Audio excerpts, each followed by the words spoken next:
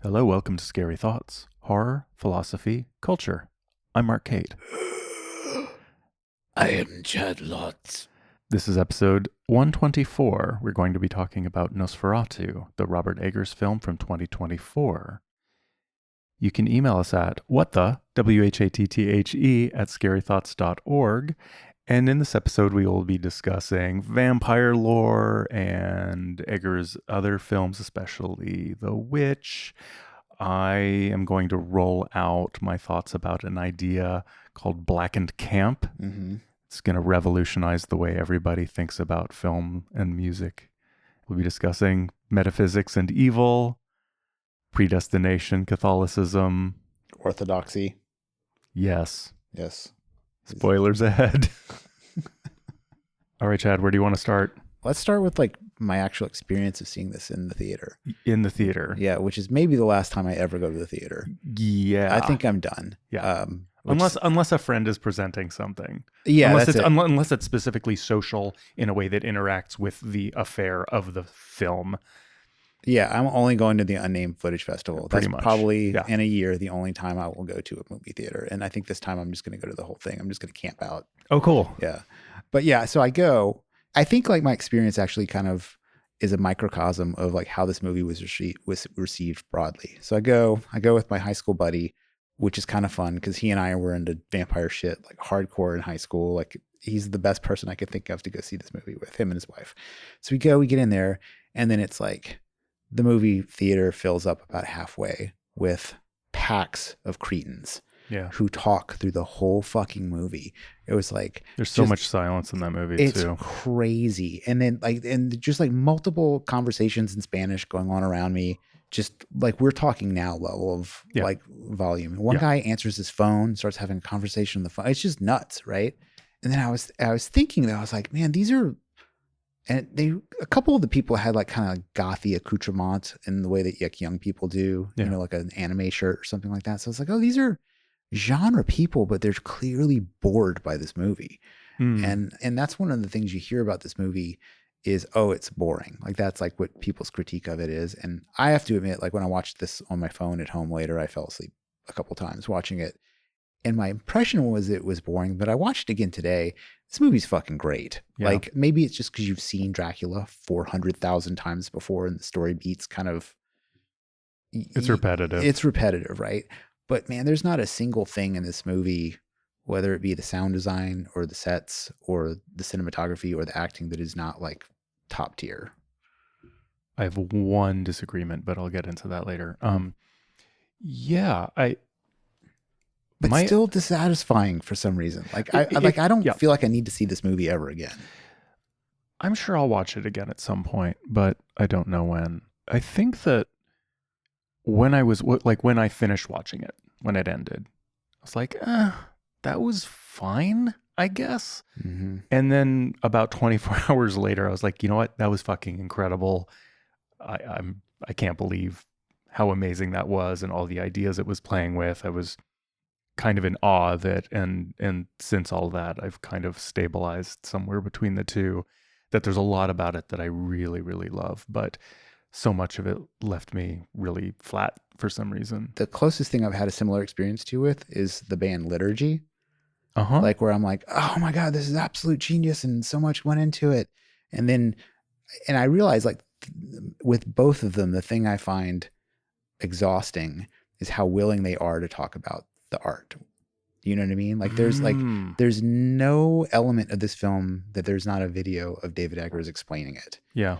On one level, I'm a film dork and I love that shit. Like I just read that 500-page MCU book. Like why would you do that if you weren't into like just minutia of trivia? Yeah. Which I am. But I also realize I love David Lynch movies, R.I.P., because, you know, why does the log lady have a log?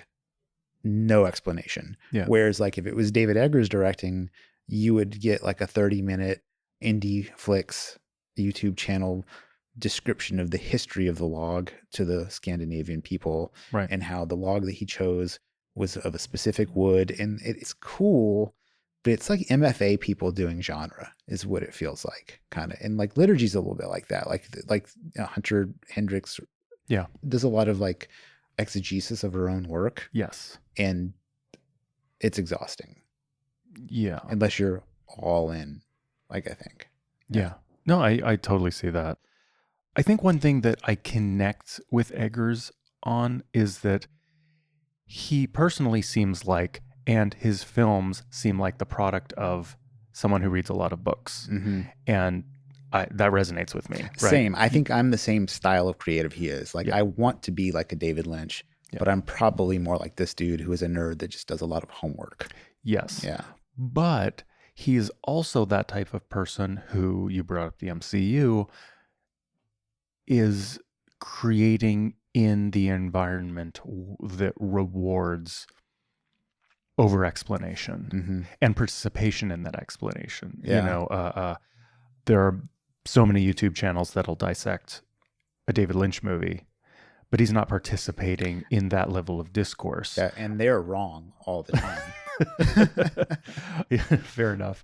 Whereas Eggers is participating in that dialogue. I love the amount of research that goes into his craft, but he is only too prepared to share it with you, which I think is great. I can't fault him for it, but it becomes a little bit, I mean, I know the expression, learning how the sausage gets made does not apply in, like, that's not what this means, but it's a variation of that. Well, it sort of is. I mean, it takes the mystique away. Yeah. Another thing it was really making me think of was Penn and Teller. You know, like, where it's like, you might be completely like, oh, fucking magic, it's crazy. How is that even done? How are there two doves now? And there's like a wow factor when you see, even if, you know, like, even like magic's just fun, right? But when somebody comes out and shows you how the thing is done, you might have like an appreciation for like the technical capability of the person, but it kind of ruins the trick. Like, it will never be fun for you ever again. Right. But although I think the Penn and Teller example, what is interesting about Penn and Teller is that when they reveal how the trick is done, it makes it even more mysterious and weird. Well, because they perform that like, that's what's their unique thing, is like, no one ever performed the backside of the trick before, right? You know, and I think I find that show that they have where somebody tries to fool them, and if they can figure out how the trick works, the person I loses. love that show so much. It's really good. Like, I mean, one of the things that's really fun about it is just people who are like nerds of their crafts nerding out, and I think that's part of the enjoyment of Eggers and his whole thing. Yep. You know, like you had told me, I watched that Willem Dafoe and Robert Eggers interview together. They're just super fun. And the way they talk about how they work together is really interesting. Well, Willem Dafoe is one of the few actors who has something to say. Yeah. And it was just like, there was like a fun, you realize like Eggers is for sure like a fellow traveler. I wouldn't say that he would like definitely like our show, but I think he would probably appreciate it. You know, because he, at one point, Willem Dafoe is talking about like just kicking up a notch, and people are like, oh, is it believable? And he's like, well, I don't know. Like, is Zizek believable? Right. You know, I was like, oh, what a weird drop in the middle of this. Like, this guy is definitely on a fellow traveler. .com or whatever. Yeah. Oh, that dog is going to drive me fucking nuts. I don't even hear it.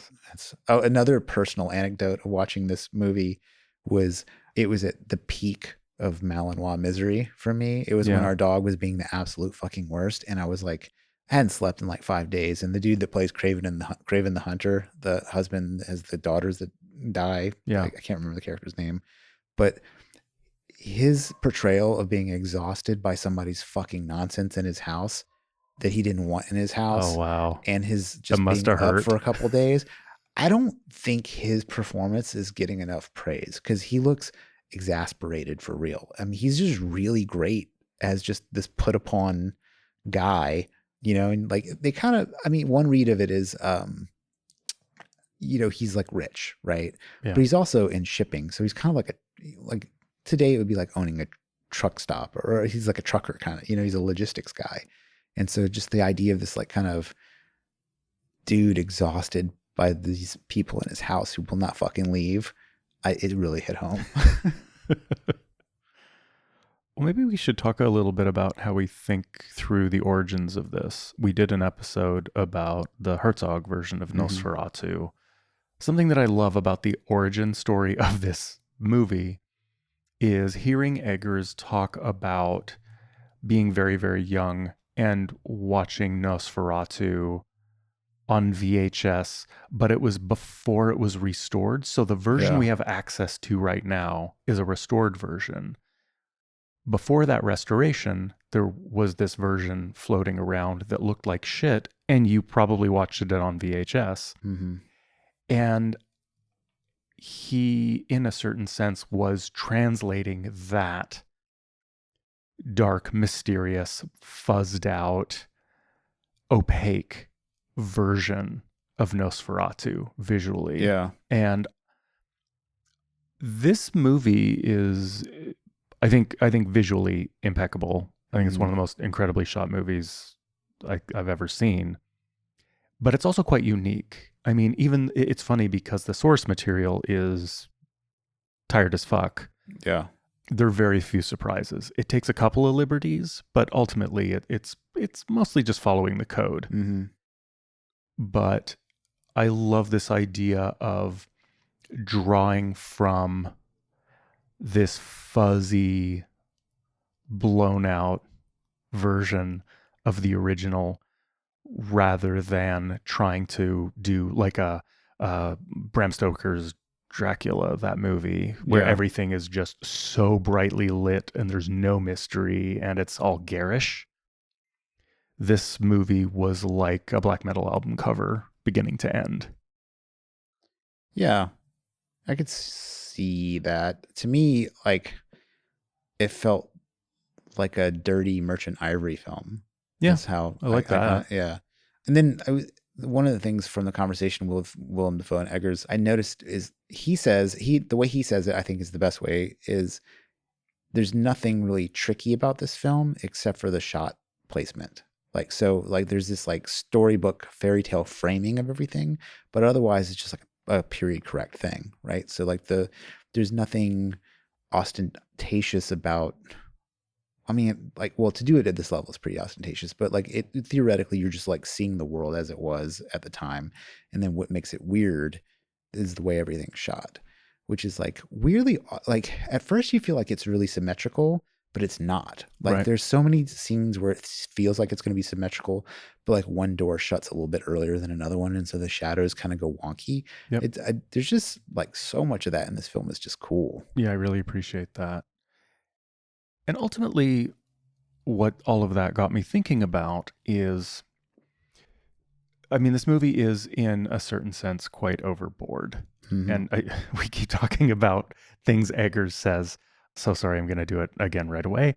People have accused him and in this movie of going overboard. And his response is sort of like, well, wait, the incarnation of evil is come to take your soul. How are you supposed to react? Of course, you're going to scream. Like, the acting is always in proportion to what is actually happening in this world. Yeah. But the artifice of capturing those moments is itself an exaggerated version of everyday life. And this really got me thinking of this movie on the spectrum of camp. Mm.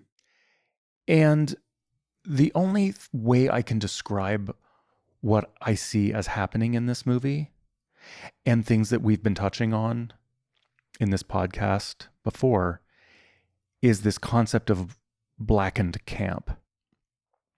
And what I mean by that is, so I don't know about when you saw it in the theater, but I've heard a lot of people talking about seeing this movie in the theater and other people laughing at it. Yeah. The Red Letter Media guys talk about that. Oh, yeah. And the thing is, I get the laughter. Like on one hand, it's cretins who do not understand great art. But at the same time, it is funny. Mm-hmm. It is fucking preposterous. It's ridiculous. Yeah. A lot of those moments, the dialogue is so overwrought. The doom and gloom is so fucking exaggerated. Yeah. Let's be honest. Was this a scary movie? I think the answer is not really. It encapsulates impeccably doom and darkness. But is it scary? No. Is it funny? Maybe, sometimes. And what I'm trying to walk out here is that it sort of makes me think of something like Dungeon Synth, something like black metal, where it is so self-serious that it's actually kind of funny. And that's the ironic turn that happens in camp, right? Yeah. It is something that takes itself incredibly seriously, but also kind of knows. It kind of knows. There's a bit of a nudge and a wink, even though it is not in itself a joke. And I think that that's what Dungeon Synth is. Dungeon Synth is this, oftentimes there are variations of Dungeon Synth, but it's like this incredibly self-serious genre. But people know it's kind of funny. And if you play Dungeon Synth for most people, they would just laugh. Yeah, normies are not going to be ready for Dungeon Synth at all. But I would say it is the genre of music I have been the most enthusiastic about over the last few years. I just listen to it all the time when I'm at work. And, you know, I appreciate like the goofiness of some of the concepts. Yeah. You know, there's one I was listening to recently. The conceit is it's like a haunted house album. Like you would play it at a terror vault or something. Yeah. And it's great though. It's fun to listen to. Yeah. How much of the camp element though of this do you think? I would guess that like 80% of it has to be Willem Dafoe's vibe in the film. Like that's where all the humor comes from. It is, but at the same time, it cuts to a close-up of Ellen and she says something really maudlin and then blood comes out of her eyes. Like on one hand, that is fucking horrifying. On the other hand, like, oh my God, girl, tone it down, you know? Yeah. Anyway, that's kind of what I'm thinking about as blackened camp, is that there's this idea of camp, but we're so enmeshed in these hyperbolically doom, death aesthetics around things like black metal, around things like Dungeon Synth, and a lot of horror movies now, that it is simultaneously the most doom-laden, abyssal, is that a word?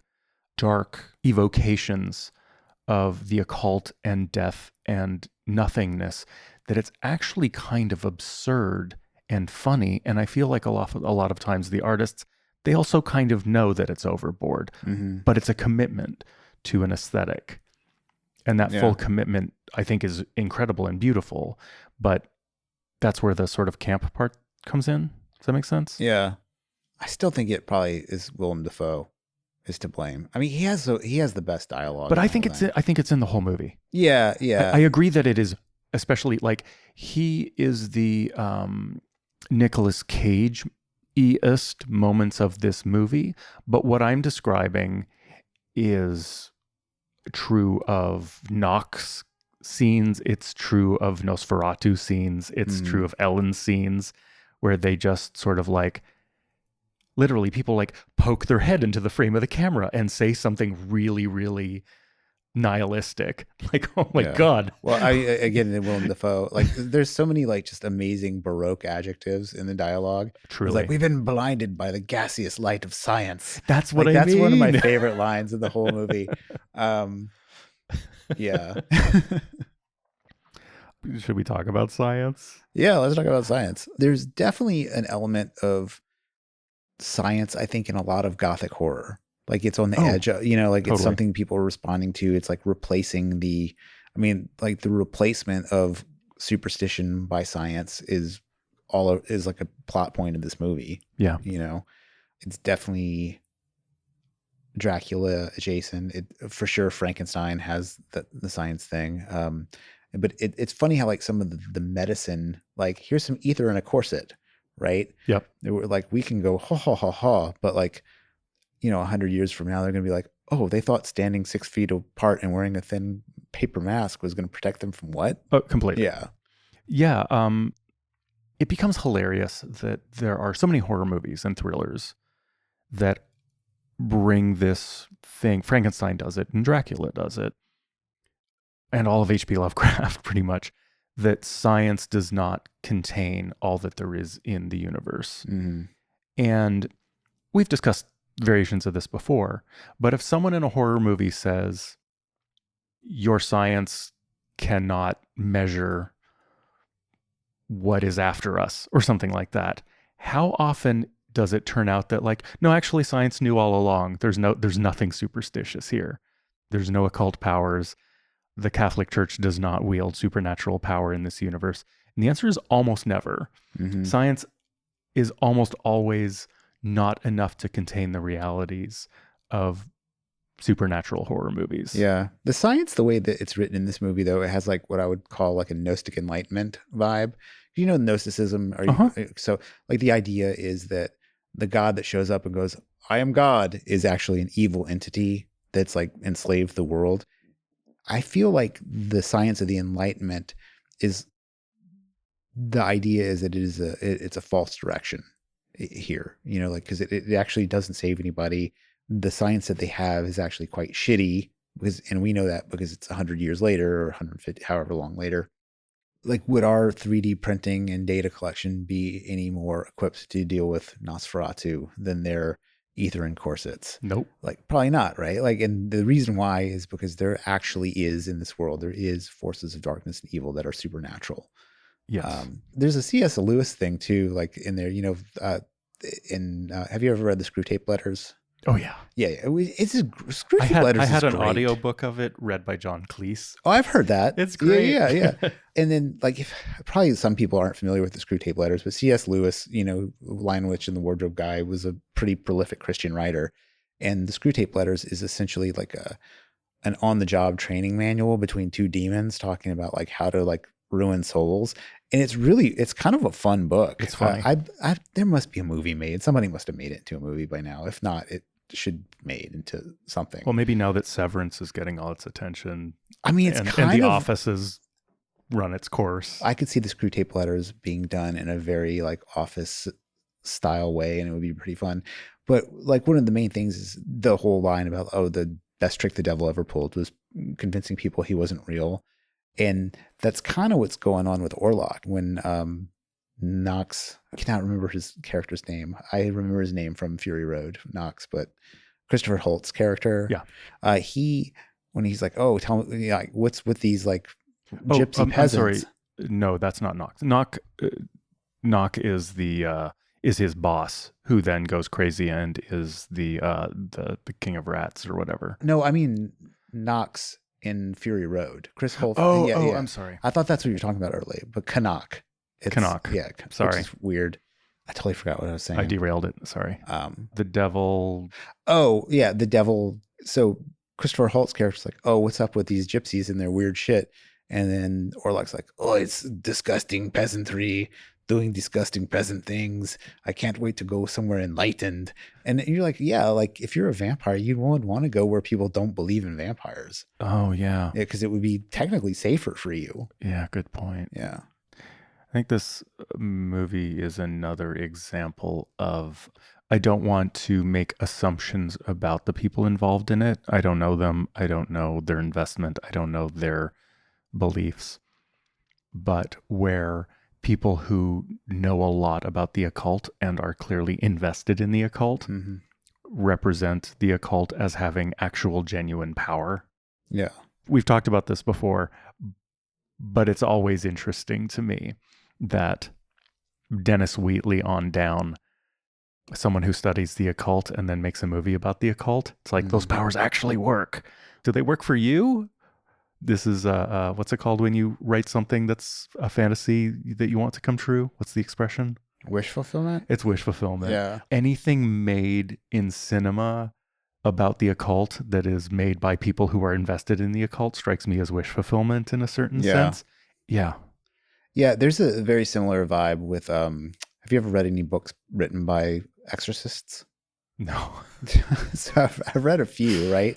And a couple of them have the Catholic imprimatur, which means that there's no nothing in the book violates the catechism. Right. Like they're not saying anything that's not like quote unquote true. Right. But they're absurd. Like they just sound like the devil fighting version of like somebody who was really into Aikido telling you how they're the most deadly martial artist. It's just like, what the fuck are you talking about? Like, did you see The Pope's Exorcist? No. The Russell Crowe? It's terrible. It's a terrible, terrible movie, but it's based on a quote unquote real story. Like it's based on a real exorcist's book that he really wrote. And they do this sort of thing that like shitty martial arts guys, they're like, I've been in 200 street fights. Well, like, how would you even like gotten angry that many times. You know what I mean? Yes. Like I would consider myself a pretty hostile person, and I've only been in like a handful of fist fights, you know? But their whole thing is like over hundreds of exorcisms. Like, what the fuck are you talking about? Like you did hundreds of exorcisms? Like, what does that even mean?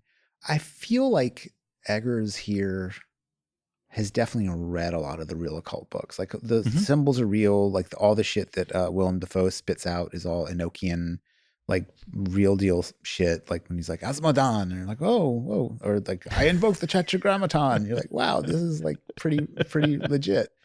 I don't know. But again, to that, in the real world, that knowledge is, well, in my view of how the world is, actually quite useless. It is quite useless. But in his case, in the world of this movie, just pulled out the perfect card. But what's weird though is like as useless as that knowledge is, and look, I've read like 777 and all that. Well, most of my knowledge is useless. I've like spent a lot of time with the occult. Yes, you know, and, ditto. And it was a complete fucking waste of time. I should have learned to code.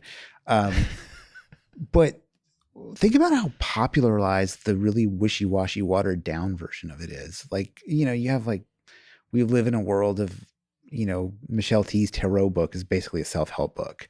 Sure. You know, and no shade on it or whatever, but those cards have ancient esoteric meaning, which like the world has effectively just dispensed with. You know, especially when like people do their own tarot cards and you're like, oh, the 7 of Swords is like 3 French bulldogs falling down now. Or, you know, like the art's changed. It has no connection to ancient symbolism. That's beautiful. Oh, speaking of ancient symbolism and the Catholic Church, I think it's interesting and completely historically accurate that there's no Catholic Church in this at all. I'm literally looking at my notes about this. Yeah. It's where the gypsies are. It's Orthodox. And for them, you know, they're like, you know, it's Germany, so it's Lutheran, you know, which does not have the rigmarole of the magisterium. Like, because there's kind of exorcisms in the Bible, like Jesus cast out demons and stuff like that. But there's no, actually, what I was going to say is completely. There's tons of exorcisms in the Bible, and it's an explicit power that's given to disciples later on. But the shit that you see in the movie The Exorcist, that's part of the magisterium, which is just like essentially the standards and procedures that go along with the whole deal. But to my knowledge, like Protestants don't really have that, except for later. I mean, televangelists where they go demon out and like I'm wrong. Protestants totally have that, but anyone can do it in Protestantism, which is kind of interesting. Yeah. This movie, it's definitely not Catholic. No. It is in a sense secular. I think there are kind of two things in parallel here. That it's in a sense secular because nothing religious seems to have much power in this world. The demon has power, but it's not as if someone holds up a cross and he goes and has to avert his eyes from behind a cape, right? Not to him, but they do seem to like cast some sort of demonic shit out of the husband when he's in the church. Okay, wait, what? Who, what? So he falls off the parapet into the water and they find him. The nun or whatever finds him. Yes. And they do like a ritual on him. And they're like holding that like Orthodox cross and they're chanting all their Orthodox stuff at him. And he's like writhing around. And it feels like he's being dispossessed. Fair. It's not explicitly true though. So I feel like this movie tends towards that demonic occult powers run all throughout this movie, but we don't see the power of Christ, right? No, but there is definitely a reference to like older mysticism, like that, like when Willem Dafoe says, "Oh, you could have been a priestess of Isis in another age." Yes, like I think that's kind of cool, and the whole idea that there's something that she actually has some sort of occult power that she's for sure. Upon rewatching it today, I realized I was like, wait, is he in love with her from another time, like Francis Ford Coppola's Dracula, which is the element that he made up? And I was like, is that even in the book? It's not at all. But he basically says, I was slumbering in the ground and then you woke me up. So she has some sort of like ability. And then Willem Dafoe's like, you know, I'm just like an able tourist. You were born into this. Yes. So you have like this potential that like he's not the only supernatural entity in this movie. Like she is also a supernatural creature, right, of some sort. I was more getting at that vampire films, most of them are woven with Christian mysticism in some way. The cross, holy water, right? Consecrated ground, that sort of thing. And this movie has very little of that has power. The one place where I feel like there's a variation of that is the Lutheran concept of, well, the word that's used in this movie often is providence. This movie has a lot of themes around destiny, around fate, which is hinted at in movies like Bram Stoker's Dracula, the Coppola film. But in that movie, in that case specifically, it seems to more to be like the ennui of living too long and we are fated and love that will never die and that sort of shit. I have crossed oceans of time. Right. Yeah, that whole nonsense. Whereas here, it strikes me as being more metaphysical. It's more existential. For example, what you were just talking about, there is a chicken and egg question about who and how the events of this film are kicked off. Did she truly just summon this whole thing into being, or was she in a sense tricked into it? Was she just a lost, lonely girl who needed a friend and the devil stepped in to fill that void? And I think that what that brings up, that I think is kind of the strongest and most interesting thing about this movie for me, other than how it looks, is the question of dominance and submission, of permission, of boundaries. Because so much of vampire mythology plays with this idea that vampires are seductive and they can control you. But so often there is this question of you must X of your own free will. Yeah. But there's always this tension between what is free will when you are being controlled. If someone has leverage over you, whether that's leverage like him going, I'm going to kill your whole family, or be mine, but you got to choose. That's not free will. That's putting your thumb on the scale. It's the art of the deal, bro. That is truly the art of the deal. No, I mean, yeah. It's like in the movie The Witch. There is this question of consent. Wouldst thou like to live deliciously? She gets to choose. But does she? Is she really making a free choice? How is she being led? How is she being steered? How much does her age play into it? How much does our libido, which guides us into making terrible fucking decisions most of our young lives, call into question what is consent? What is yielding? Ellen in this movie calls Orlok a deceiver. So can you give consent and free will if you're being deceived? Is that fair play? I think the answer is no. Yeah, I don't think so either. Like, just the contract. Like, here's a contract in language you can't understand. Right. And you're signing it under duress, which, thank you, America. We have laws that make that contract null and void, right? Yeah. I mean, this is Eastern Europe, so it is full of fuckery like this. Oh, so, truly. Yeah. But it's almost like this is a flaw in the vampire myth. Well, it's an interesting flaw, right? Is you must come to me freely of your own free will, but I'm kind of controlling you and making you want to fuck me for eternity. That's not fair. Yeah. Well, I mean, it's like, like an undead creature doesn't necessarily need to be fair. No, truly. Yeah. And I think it's a theme that he works in. I mean, I feel like there's I'm forgetting the lighthouse, but is the mermaid kind of in this space a little too? No, I think like the lighthouse is a film I did not enjoy when I watched it the first time and watched it again. And I realized it's a lot weirder. It's way less accessible than this film is. Like, truly. It's way weirder and it's way less certain what's going on at all. This is like, at the end of the day, a remake of a pretty established thing. Yeah. But Dracula is so weird though, how all the major touch points take a lot of liberties with the book, like of this movie. Yeah. So Nosferatu, the 1922 one, is essentially a bootleg. It's the Red Letter Media guys, they call it an asylum film, which is like I think the example they used was like, oh, somebody comes out with the Transformers, we came out with the Transmorphers. Yep. I also made me think of something that's come up on the show before, which is the Icelandic version of Dracula, which is a wild story. Yeah, I'll recap it briefly, which is the guy who's translating the book into Icelandic thought that he could punch it up a little bit and it's a little boring in parts. So this guy, like when he does the translation of Dracula, alters it. No one catches it until like 5 years ago.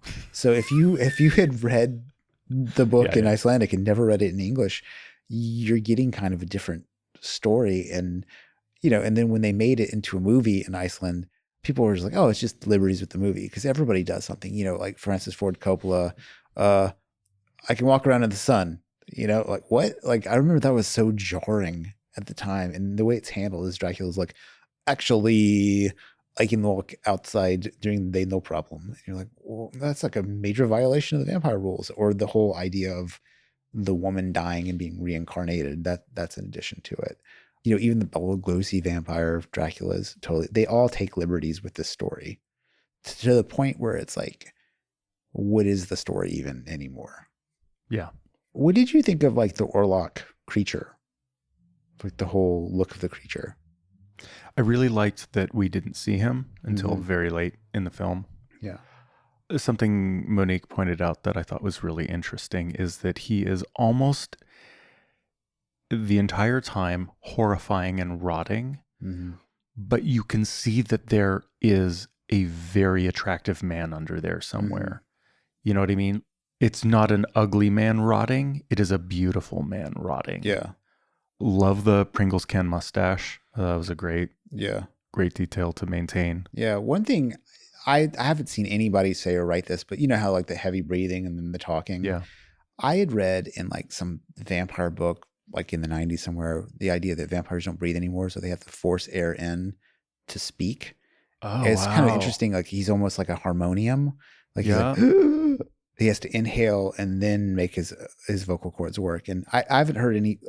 I'm surprised Eggers hasn't discussed that. All they talk about is he went to an opera teacher to lower his voice or whatever. Yeah, I think the voice is like super effective. It's effective because it's effective and cool because it's being parodied so much.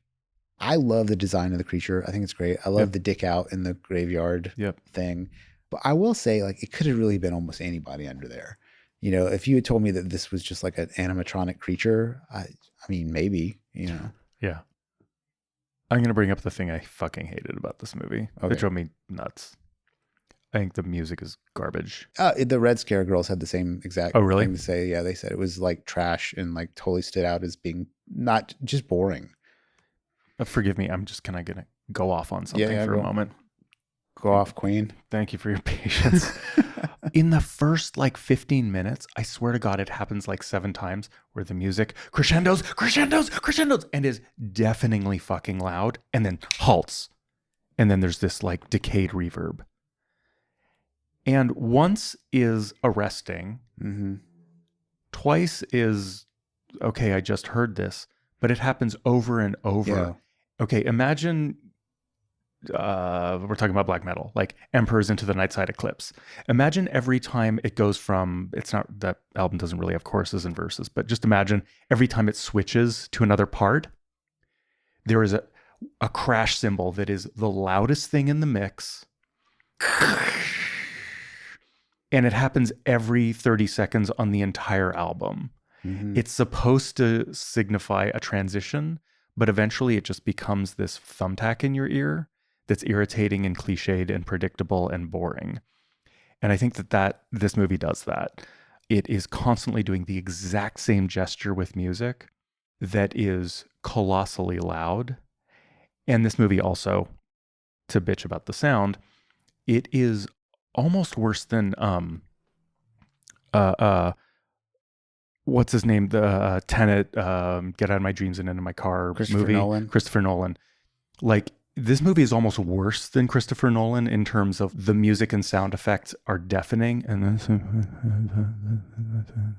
so I don't understand when we're in this era where music is compressed to filth and it lacks subtlety, that the soundtrack to this movie has these wild swings that are more irritating and so heavy-handed. I feel like I'm now being repetitious the way I'm complaining about something being repetitious. Yeah. Well, I'm overstating something. It's something I noticed today when I watched it. Like the opening scene, the soundtrack works really well. Like, because it's the first time you see it. Uh-huh. But by the time you get to it happening at the death scene at the end, you're like, okay. And then I was kind of, just because I had heard them talk about it being immemorable, the Red Scare Girls talking about it being immemorable and whack. I was like, okay, is that true? Like, and I didn't think one way or the other. I didn't have like a visceral reaction to it like you did. To me, it was just the weakest part of a film that was like very strong in every single part. So it was weird to not have some sort of, I don't know, it could have been like in any Exorcist movie, you know, like the violins going, totally. Like this movie deserved some sort of like odd Pendrecky weirdness. Something. Like something that was, I feel like the music in his other movies was not like that. I don't know. But then I started thinking about, okay, everything in this movie is so fucking intentional, like over the top intentional. Yep. Is this just something from the 1922, you know, is he using the chord progressions from the black and white movie in exactly the same way they did or something like that? Right. Is there something like that happening? Do not know. Do not care. It's ineffective. It's funny when you think about like iconic music. Like last night I drove past somebody's Jeep that had been done up to look like a Jurassic Park vehicle, like from the movie or whatever. That's fun. And so for 2 days now, I've had the Jurassic Park theme song stuck in my head. Yeah. And you're like, oh, would this have been better with a more like iconic theme song or music or something? Something. Yeah. I don't know. I'd be curious to see who did. I bet like if we go look at it, it's probably some awesome composer that we like their other work. Maybe. We'll never know. If only there were a way to know. Yeah. Do you think this movie, I mean, we talk about this with almost everything, but I think it becomes more interesting when talking about adaptations. Do you feel like this is being wielded to address a contemporary concern? I don't feel like that at all. I feel like, so there's obviously a lot of conversation about that because that's all the only way anybody can talk about films is through the lens of modern political stuff. So there's a lot of like, you know, the same kind of people who are out marching in the Handmaid's Tale outfits. To them, this is like a feminist movie. You know, to other people, it's whatever kind of movie. Right. But I feel like this is just like a really faithful auteur remake. Yeah. Ultimately, I don't think it's doing or saying anything political at all. I think probably what has way more influence on this film is the fact that Eggers did a black and white style stage production of this in high school.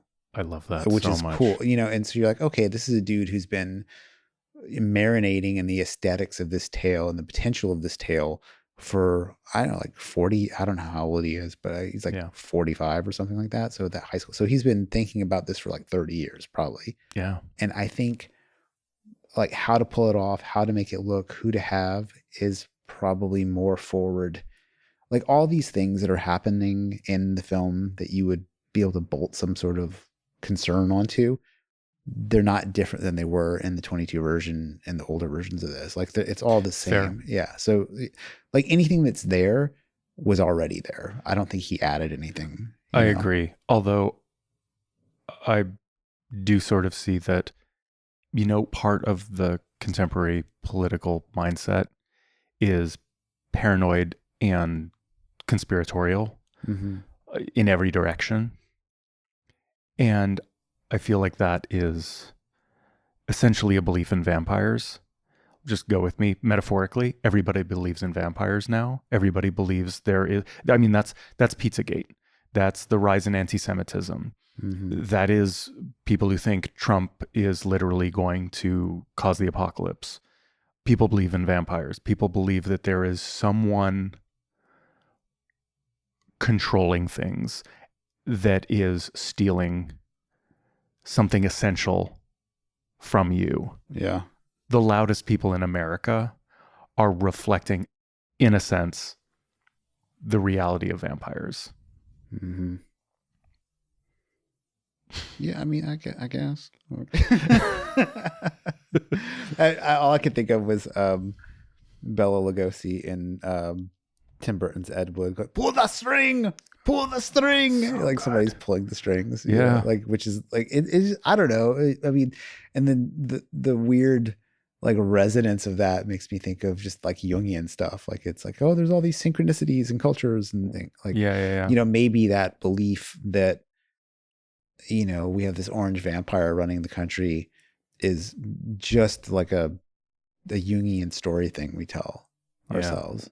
But I think people really get stuck in modes of stories, and people think it's a human thing to draft pieces of other stories onto new stories. I mean, you even see it in the news, right? Like, you know, obviously Elon Musk makes this spastic gesture that kind of looks like a Hitler salute.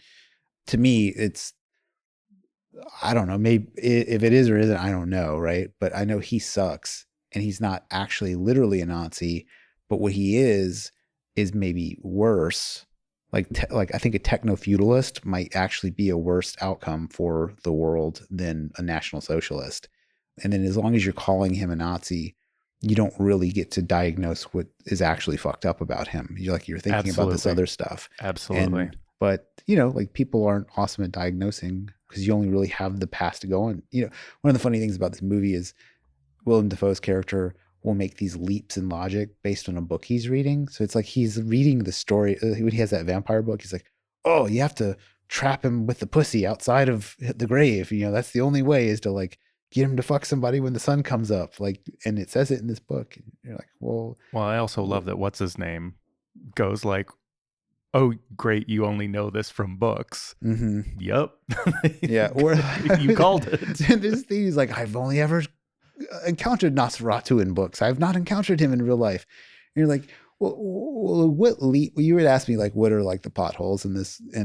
Yeah. It's not, I don't think the film has any plot holes. Like, I think there's just the story itself has these leaps where he's like, you know, why would you think it was Nosferatu? You know what I mean? You would think it was any number of other things, not necessarily like a vampire, you know, and there's even a tension in the story where the husband, after he loses everybody, he's like, it's the fucking plague. He's like, my wife got bit by rats. You know, it's not a dark ancient creature. And everybody's like, no, it is a dark ancient creature because of this book I just found has it. Yeah. And then it's weird, like the things that he knows, like he just jumps to like, it's obviously this. It's just super weird. Like when they find the skull in the little cupboard, and then they pull back the rug and the glyph is on the ground or whatever. It's like, oh, Solomonari. You only hear that word from the ancient Romanian religious people. Why do you know that word? Like, I had never heard it until this film. You know, it's a wizard of some sort. Like those knowledge jumps, I think, are kind of weird, but it's not any different than any other film's corny, heavy-handed exposition, really. Sure. And it feels like it's just in the original, so it's in this. You know, right.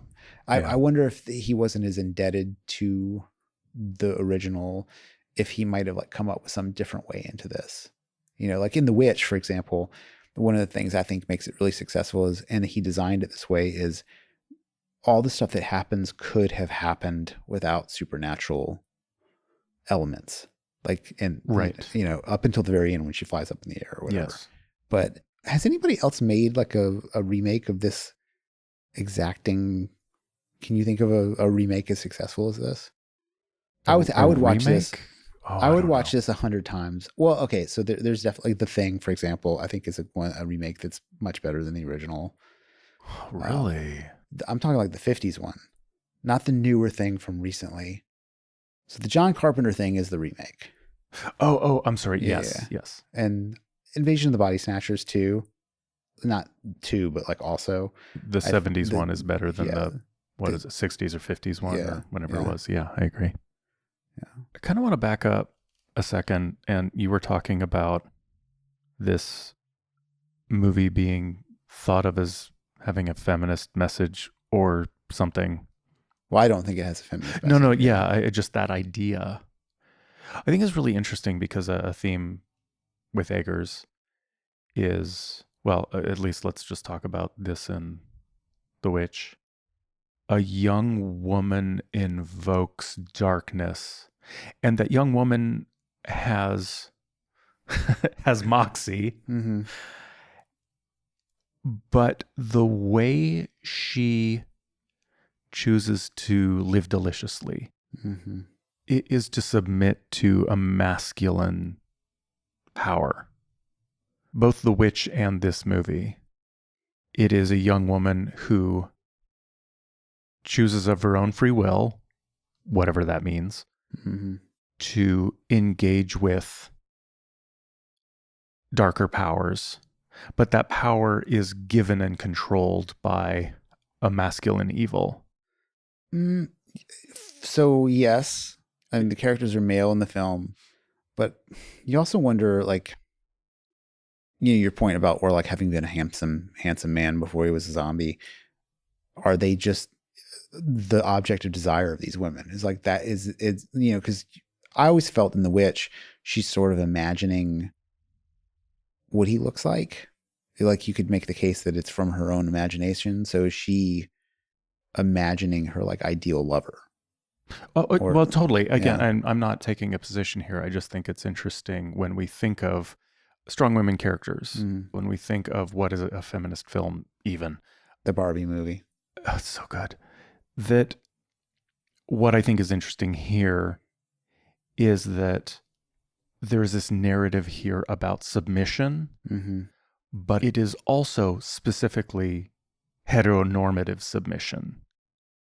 And that has a metonymic relationship to submission as a whole. So it's like femininity is being used as this cipher to embody submission to masculine power. By saying this, I'm not trying to give it some sort of feminist slant or like an academic read. I'm just saying like that is what is happening. There's this woman and she's powerless and a man controls her and she has a little bit of power, but not really. And that is how it generally sucks for women and has for eternity, is this submission to men, just like in this movie. And there's desire and there's beauty and there's reasons. There's a trade, but the woman loses. I mean, do they? Like she defeats Count Orlok. Yes. You know, like she wins. And then the girl in the Witch gets to go be. Think about this, like, okay, if you're thinking about this as a theological film and there's some sort of like metaphysics at work. Yeah. And she kind of says this thing to Willem Dafoe where she's like, I have been blameless except for following my own nature. Yes. And so if you're in this world where there's like a God and evil and all this stuff and you die taking out evil, presumably you would like go to heaven. Nice. Maybe. You know, right. Like, it's sort of like you die valiantly. You know, like how many movies does a guy like die and save everybody? You know, so right.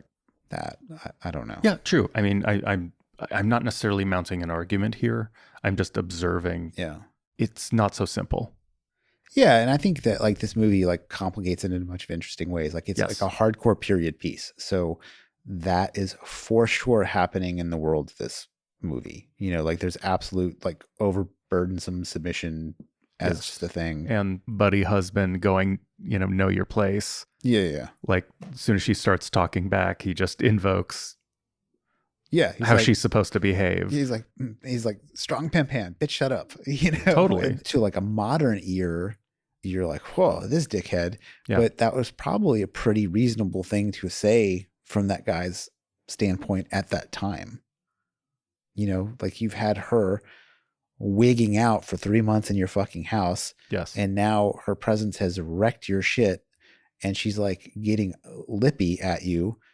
You would maybe say, hey, this is Germany in the 1860s. Shut the fuck up. But whereas now you wouldn't, you know? Yeah. Wouldn't or shouldn't?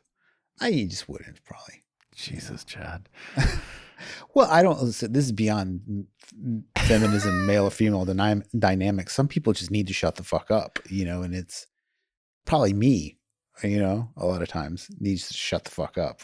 Like, no comment. yeah. So this comes back to something I think we were texting about, which is like, does Ellen, oh my God, is her name Ellen? Yes, Ellen. Thank you. Ellen Ripley. Does she, Taylor Joy, does she deserve our sympathy? Or do we sympathize with her? Or like, how do we feel about what she's gone through? Because, I mean, it's complicated. Narrative-wise, what we see is this kicks off because she invokes him in some sense. Yeah.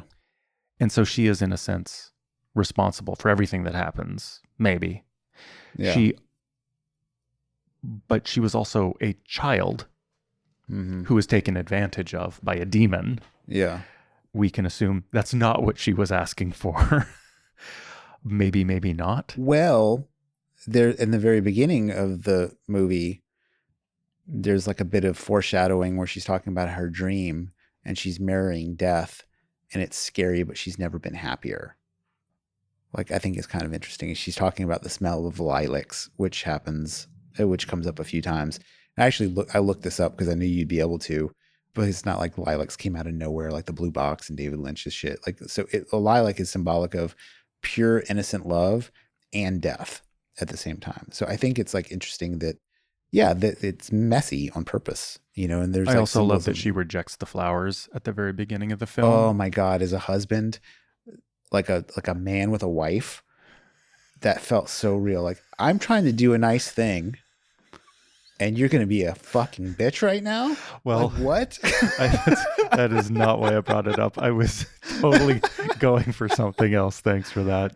No, I was going to say that it is interesting that she rejects flowers. And about an hour later in the film, you see the house they're in, and all plants and flowers are dead and wilted and dying. So she does it literally, but this black hand of death that has descended on the town, it does not only bring the plague, it does bring death itself. Even flowers and houseplants are withering and dying, which she symbolically kicks off at the beginning of the film. Yeah. I think Lily Rose Depp is a pretty strong actor. Like, she was great. Yeah, and I had, like, the Red Letter Media guys had only ever seen her in shitty Kevin Smith movies. And I was like, this is like some Nepo baby nonsense. I was like, I'm not interested in this person at all. I was kind of bummed that Anya Taylor-Joy wasn't in it as she was originally supposed to be. Yes. But man, talk about looking like a sad, big foreheaded Dickensian ghost. Totally. I mean, could not be a better phenotype for this film. Yeah, I was totally blown away. But back to the question. Is she a sympathetic character? Is she a hero? Well, is she the villain? I think she's like she feels like realer than the character needs to be for this. You know, like she's for a fairy tale. Yeah, like she's not as one dimensional as you could get away with. Yeah. You know, I think your movement between rage and sympathy, like when she's like yelling at her husband at the very end, she's like, "You could never satisfy me like he could." I was like, man, this is like straight out of a fucking Tyler Perry movie, you know, like you ain't shit, you know. And then they have like the sex, and it's just interesting. And then I think it does a good job of letting you know the history of the whole thing, and then the idea that she might have like occult power means she's not a weak nothing character, you know. The fact that she knows what's going to happen. When she walks the doctor to the door, and she's like, "Hey, are we really going to do it this way?" He's like, "Oh, I think we're going to have to do it this way." Yeah. And then he says, "We're going to go on the false mission now." And so she's very aware of what it's going to take out Count Orlok. And to me, that makes her like a really strong, like Ripley style character. You know, she fucking blows his ass out the airlock of her pussy, you know, and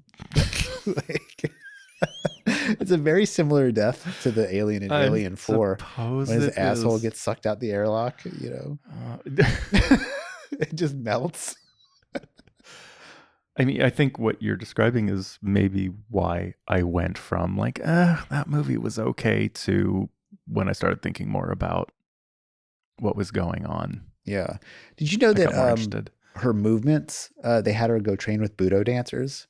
That makes like sense. all of her like movement and stuff. I can Because see even that. though she does do the yoga back bend thing, which we've seen in horror movie quite a bit. That was kind of a unfortunate. snore.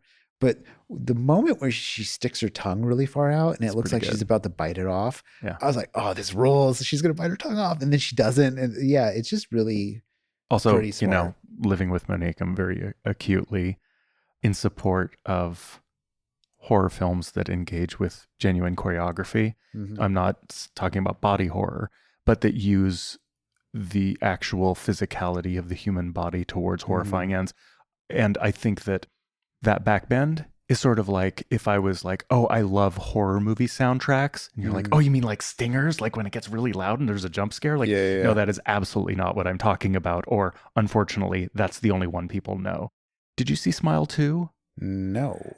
I didn't see Smile 1. Smile 1 is fine. Smile 2 is better. And there's choreography in it that is terrifying. And it is literally just people moving. And it's upsetting. Maybe Monique should do a yoga class with yoga for jump scares. And you just kind of get yourself physically ready to be able to do, I don't know. I'm doing the big whole money like, maker. Yeah, like 6 people show up ever all year. But yes, I think her physical movement was really compelling and interesting and unique in this movie for the most part. I also, as far as physicality and movement, I kind of appreciated how Orlok took cues from the original and made some interesting choices with it. He seems like there's the wolves in it or whatever. He definitely always feels like a predator in it, which is pretty cool. Yeah. Like it feels like a menacing creature that's going to eat you. I think he is an appetite. Yeah. I really liked the wardrobe of the children, like to jump around a little bit. Like I thought their like glowing warmth was really rad. And then they get put in their tiny little coffins later. Those coffins are amazing. Yeah. Yeah. Some of the design is great. Also, Orlok's signature is like the best black metal logo I've ever seen. Yeah. That might have been my favorite thing about the movie. Are you talking about when he's signing the thing? When he signs the paper. Oh, that's Thomas signing it. No. Oh, before that. Yeah, he's got this like long, winding, uncoiling ribbons signature. It's gorgeous. Yeah. Have you seen any of the videos about like the costume designers and stuff where you can kind of like see the costumes? I did not. I posted this meme on the Scary Thoughts Instagram page, which was like about this guy saying, like how to raw dog a movie. And it would be, you don't know anything about it. You watch it all the way through without looking at your phone. When it's over, you don't look up anything about it. You just go about your business. I was like, oh, that's like how like he used to watch movies in the olden days. Yeah. And I realized that's kind of how I want to do it from now on. Just Pauline Kael style, watch it once, think about what you think about it, not what the world thinks about it, and then discuss it from there. But this movie is impossible too. Like there's just like a cornucopia of ephemera to check out. It's like with a greater population on planet Earth, you just have more experts and more geniuses and more of a labor force. And so that's why we have iPhones and vaccines and all that. But it also means you have more people writing about books.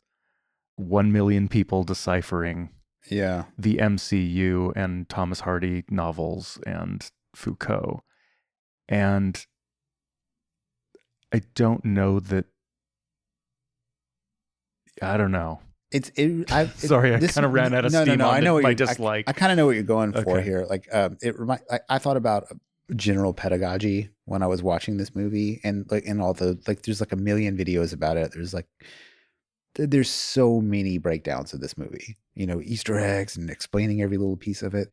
And I thought about how early on you're trained to do that. Like when you're taught to write a book report in school, it's like most of the writing people do is describing someone else's writing. Yeah. And if that's the case, if that's like the entire population of America is trained in that way to articulate art, it makes sense that now everybody with a YouTube channel basically does book reports of this stuff to varying degrees of success. Yeah. I think that's fair. Yeah. But it's hard to outdo when the actual people who made the thing do it for you. you know? And Yes. so it's, if you're a person who likes to like goof around with the, you know, the conversation, it does kind of take a little bit of the air out of the room when the director's like, actually this, and this, you know? Yeah, you know, that reminds me of something that we've brought up a couple of times before, but especially around Cabin in the Woods, where we've talked about the difficulty of doing an episode and analyzing, deconstructing meta horror comedies. Yeah. Because they already do the work for you. They've already done all that. And then I feel like even in the time since like we did that Cabin in the Woods episode, even the crushing weight of content around everything, the content about content has become so overwhelming that the issue of analyzing something that analyzes itself is now, how do you analyze something that you know more about the analysis than you do the original thing? I don't even like watching previews. I think it's annoying. I just want to see the thing. I don't want anything spoiled, and I don't want to be hyped. I just need people I trust to tell me to see something. That's my favorite way to see any film, is like, I like to press cold play and just go in cold. It's the best. But there's this ocean of content about content. And so do we know more about the thing than we know from the thing? Yeah. That doesn't seem like the way to go. No, it's weird. Like, you know, there'll be videos breaking down like a trailer. And you're like, man, like you're like analyzing the trailer, which is literally just a piece of advertisement for the film. Yeah. And it's basically like a super cut of a property with a fragile, introspective cover of an 80s pop song. Yeah. Or Brahms. Yeah, it's like one of the two. Or both if you're lucky. If you're like a Cloverfield film, you get both. Yeah. Yeah, I don't know. I mean, obviously we've been doing a horror movie podcast for like 8 or 9 years. We're like kind of... I'm basically recommending that nobody listen to this podcast. Yeah. We're just contributing to the problem. I don't know. I think what we do and all the podcasts, I mean, I basically only listen to our friends' podcasts now. Yes. And I realized the reason why is because it's like hanging out with people with even less effort, which is great. You know, for example, my favorite podcast to listen to is whatever Russell and those guys put out, the Overlook, because they remind me exactly of my friends that I worked in a movie theater with when I was 18 years old, which was like a peak period of my life. And I can get super stoned and lay in my bed and laugh along at a conversation I might have had in person when I was 19, you know, which is, I think a lot of people are doing that. And I know that the few people that we interact with, they're like kind of constant listeners, have sort of like a parasocial relationship with the show. Yeah. You know, one of the things that always comes up in reviews and stuff of our show is like, there's no arguing. So I think a lot of people really like that. Yeah. And it's not really so much about like the quality of our analysis, you know, which is mixed sometimes, you know. It strikes me as odd because it's not as if you and I like each other. No, we only hang out during Crystal is like my wife, Crystal. If you listen to the show, you know that's my wife. But she often comments about how all my best friends are people who are her friends first, because I don't bother making friends.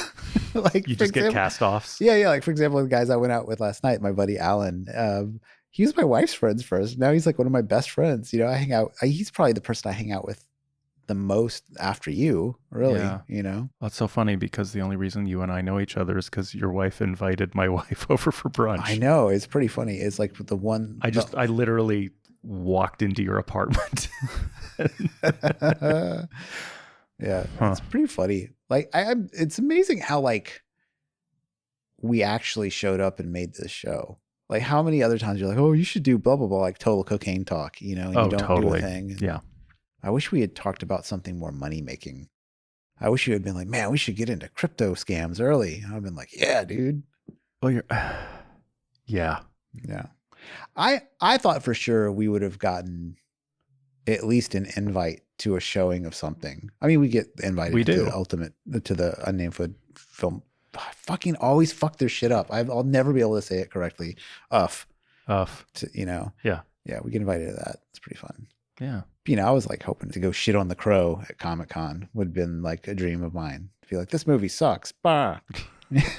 But whatever. Do you have any other notes or anything?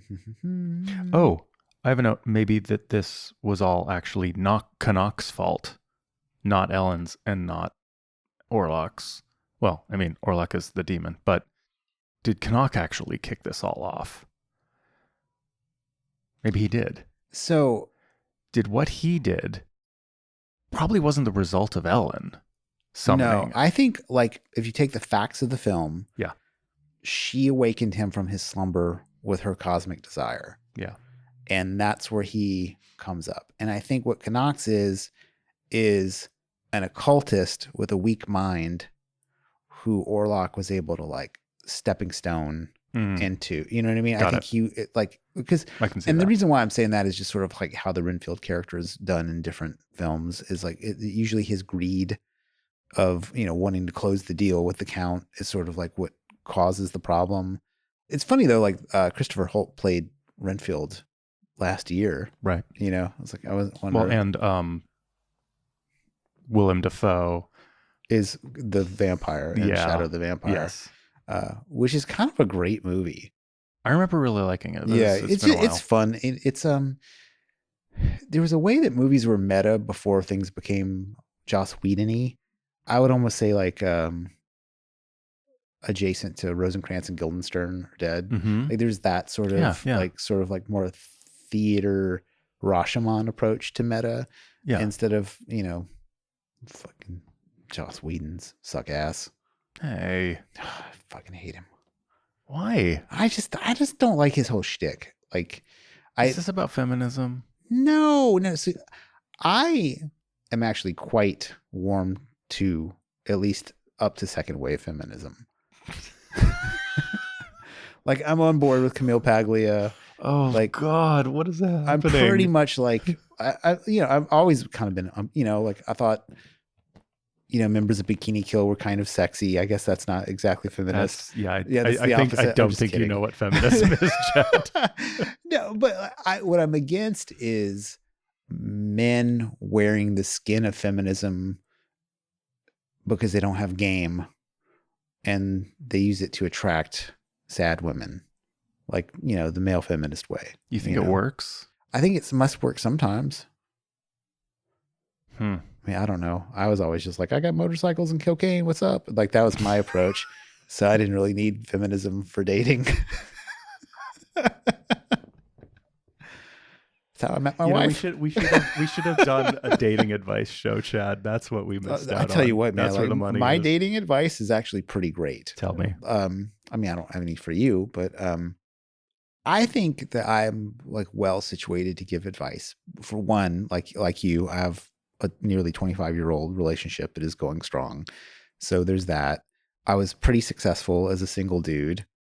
And I feel like I have like just enough old school dad advice to like temper any wild, like any advice I give is pretty old school sounding, I think. And so what is the advice? Well, I would say for men, you need a lot of money. And for women, you need to have a realistic idea of how much money is going to take for you to be happy. And then you go meet each other, like on the field of battle. That's pretty much it. I mean, it's essentially like arranged marriage is kind of what I'm advocating. Okay. I'm just kidding. I don't know. I don't know what people do. Like I was like, you're like second wave feminism. That's where I stop. And then you basically roll out some like Neanderthal logic around gender. Well, so the difference is though, it like the woman could have the money. The man could need the money. Like, so that could go either way. Okay. So I didn't mean to gender the financial exchange. It could go they. So you're basically advocating for a realistic appraisal of the economics of the future of the relationship. 100%. Yeah. I do agree with that. Yeah. No matter how them you are, no one wants to be with a broke ass. See, I don't know if that's true. I think long term. Well, I mean, like obviously this is just a bunch of jokes or whatever, but like what's not a joke is like finances are the number one cause of divorce, like by a lot. It's hard, Yeah. And I was talking to my wife last night. I said the thing that I was most wrong about early on in life was I had an indifference bordering on antagonism towards like making money. I had the pretty normal sort of like post-punk RD sort of like money sucks, totally, blah blah blah. And now there's literally no problem I have that wouldn't be solved with more money. Like there's like not a single thing in my life that throwing money at it wouldn't fix. Yeah, but that's because you're not asking me what I think your problems are. They're all. I can name a lot of problems you have that cannot be solved. Name one. Pick any. No. Pick anyone, and I'll tell you how money can be solved. Yeah. The Crystal tried this on. Capitalism solves all. Yeah, I mean, even like the dog, throwing money at it has helped. It's being trained right now by somebody else who knows what they're fucking doing.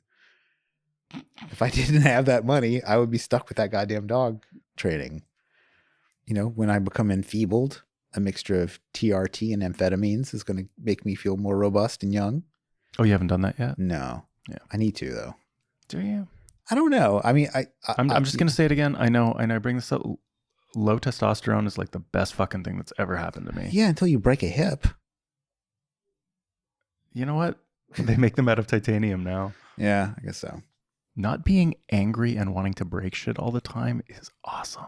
Oh, I don't know about that. I still feel angry. Just my desire to break stuff is lower. Yeah. The enfeeblement increases. Yeah. I mean, it's the problem with America, but it's doing a lot for me, is what I'm saying. Yeah.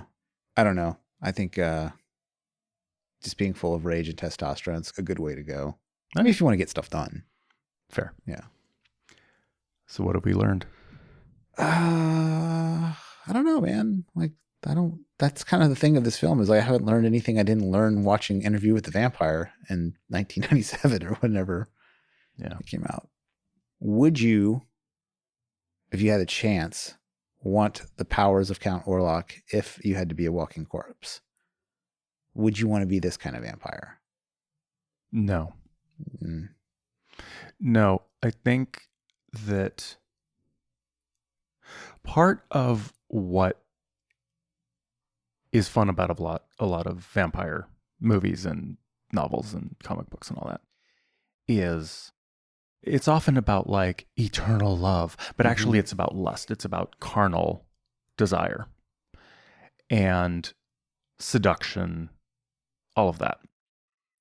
And I think that when Orlok says, I am an appetite, nothing more, or whatever he says, he's in effect distilling that desire, that lust, that libido down to a single note.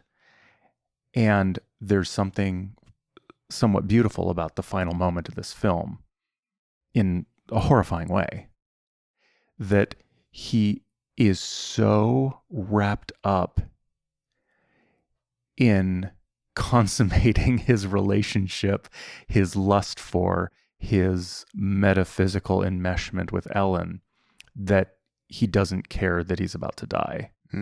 He'd rather continue to feed off of her and die than release from that bond. I don't know about that. Yeah, I don't think I'd want to be this kind of vampire either.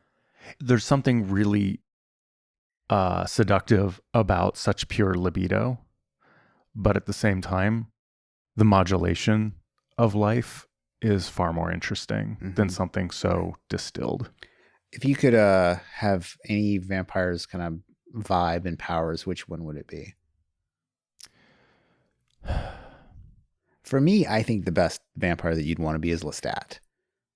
Like, because by the end of those books, he's like incredibly powerful and stoked to be a vampire. Like, I think that's like Anne Rice always talked about how he was a vampire she wished she would be, but Louis was the vampire she would probably be. You know who's pretty good is, in a sense, is Spike from Buffy the Vampire Slayer. That's what a lot of people say. Before he falls in love with Buffy and becomes a cook. basically. Yeah. Yeah, I haven't watched that show, man. Maybe not basically, maybe literally. Yeah. Yeah. Yeah, because he's like, why doesn't she kill him? He's a good guy vampire. He kind of turns good for her, Mm. and then she doesn't really fall for him, but she doesn't not in a way. Yeah, you never jumped on the Buffy train, right? No, Yeah. It might be too late. Yeah, I feel like TV ages out, like in the way the comedies do. Yep. Like at a certain point, you're just like, I can't. Like I never watched the X-Files when it came out, and I tried watching it last year, or maybe the year before that, and I just couldn't get into it. I tried that, I think, during COVID, and I think I got about 20 minutes into the first episode. It was just like, I do not want to spend time in this world. I mean, I even rewatched, I watch The Wire every once in a while. The Wire is even getting a little long in the tooth. Like some of the stuff, you're like, this isn't as cool as it used to be. Yeah. Sad. Is that it? Vampires are sad. Sad. I mean, I think that's part of one of the things that we keep returning to. Vampire mythology operates on many levels. Mm-hmm. And I think just the fucking ennui is part of why it's really interesting to return to, is that it's baked in. Yeah. It's something, I guess the last thing was something to talk about. Well, there's two things that it reminds me of. One, Eckers said that one of they asked him, like, which vampire movies did you respond to? What did you reference heavily for this? And he's like, well, obviously the original Nosferatu. And then he had seen, but purposely avoided Herzog's Nosferatu because he didn't want there to be any sort of like overlap, even though there just is. But I thought the funniest one he mentioned was that Dracula Dead and Loving It was really influential, because whenever they did something that seemed like it should be in Dracula Dead and Loving It, they knew it was wrong. Yes. Which I thought was pretty fun. Have you seen that movie? Yeah, dude. Which brings me to my point. It's really bad. Yeah. Well, Leslie Nielsen, I mean, it's not his best work, but it's not his worst work either. And it came out pretty close to like one of my favorite vampire movies, which is Vampire in Brooklyn. Which I haven't seen. Oh, dude. Okay, so it's comedy, so it's a little stale, but it's one of the, it's Eddie Murphy playing a bunch of different characters at different points. And there's the one scene that is worth watching just on YouTube or whatever is he turns into a black preacher and like tries to fire up this crowd to be in favor of the vampire taking over. And it's like, it's pretty funny. It's like basically Eddie Murphy doing like a preacher bit in the middle of this vampire comedy, which is pretty good. And his look is hilarious. Like these long, like pimp curls and these like gold. I don't know. It's pretty funny. But to the point of all this is people who are into vampires, there is like a vampire that is like their vampire, like the vampire probably when they were like 14.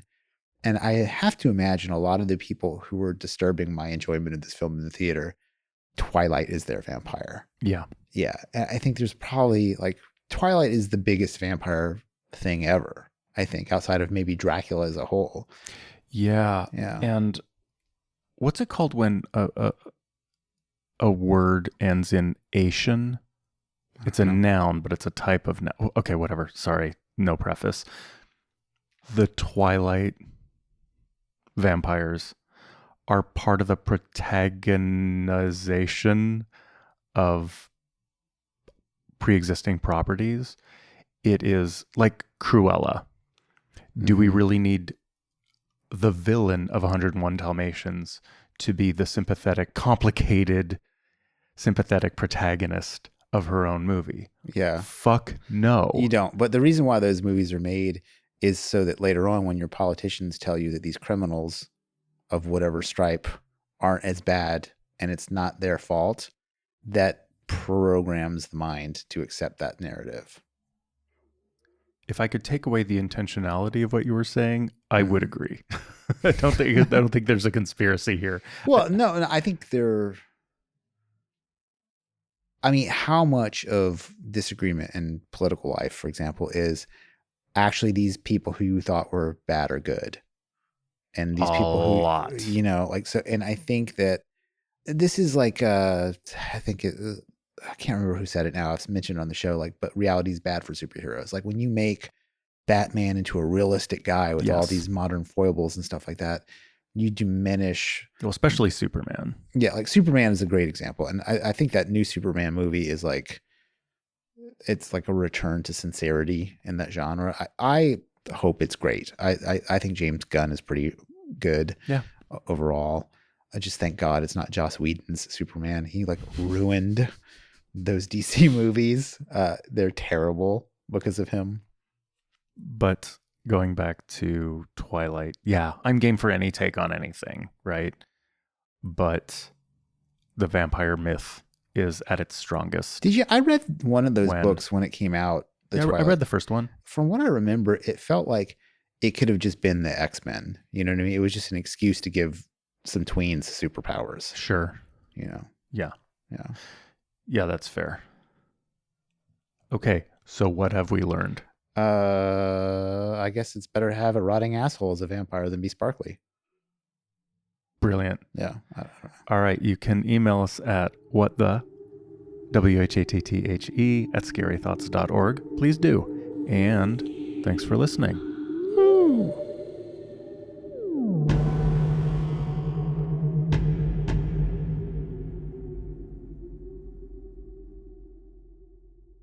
Let's start over. Okay. You're welcome to do it. Just okay. You kind of fumbled it. Okay. Sorry. It could have been funny, but it sounded like you thought better of it for like a split second while you were saying it. Well, I was about to go in a different direction,